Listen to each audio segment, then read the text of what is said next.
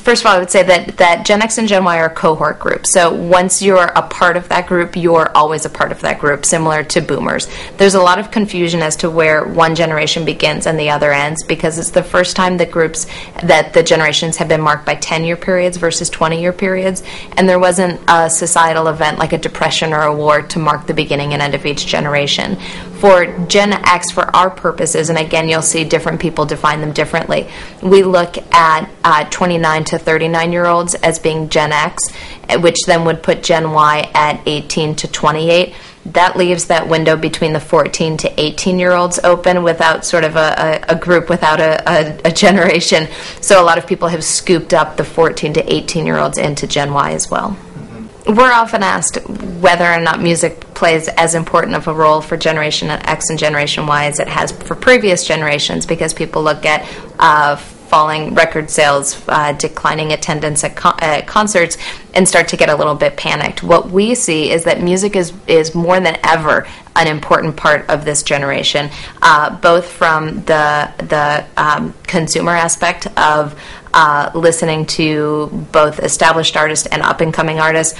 This generation sees music as also being something that's very much about self-expression. So they don't just download a song that they like. They might create mashups using different songs. They might produce their own album using Pro Tools and other more kind of at-home consumer software programs.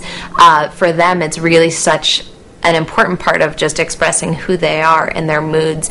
I think another problem within the entertainment industry, or rather an opportunity for music, is that across the board in entertainment you have things that are so high concept that whether it's movies or TV shows, for the most part people, there is a sense that people can't relate to them as much, that romantic comedies are less about a relationship and more sort of about the high concept that can be sold, which makes music an even more important part to this generation, because it is the area where they still feel like they can relate to the emotional aspect of it, especially among the younger generations. Being a teen is such an emotionally charged time, and there isn't a lot in entertainment that really speaks to that, which makes music an even more important part of their life. This is a generation that really places so much importance on careers in general that for Gen Y, they're the first generation to not look at the previous generation, meaning Xers, and think, boy, those guys had it made. Instead, they think, I don't want to be 28, laid off from my job, sleeping on my mom's couch, borrowing my dad's car, unable to commit to my girlfriend. What that means is that it puts a lot of pressure on them to have their life set at a young age. And careers and knowing what they want to do is something that is a big part of that. At the same time, boomer parents have placed a lot of importance on being passionate about what you do. And in some ways, that's a little bit of a double-edged sword. It's hard to know what you're passionate about at 40. It's really hard to know what you're passionate about at 15.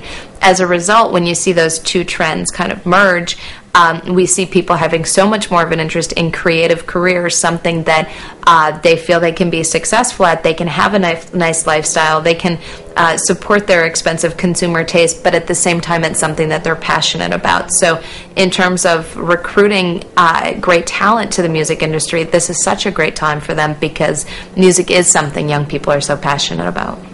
Absolutely. I do think that people are interested in being in the music business, and I think it is up to the music industry to really show people behind the scenes. And now we are seeing that it's the behind the scenes people who are the new celebrities. So on the Ashley Simpson show, it's the producer who's just as interesting to them, or the songwriter who's just as interesting to them.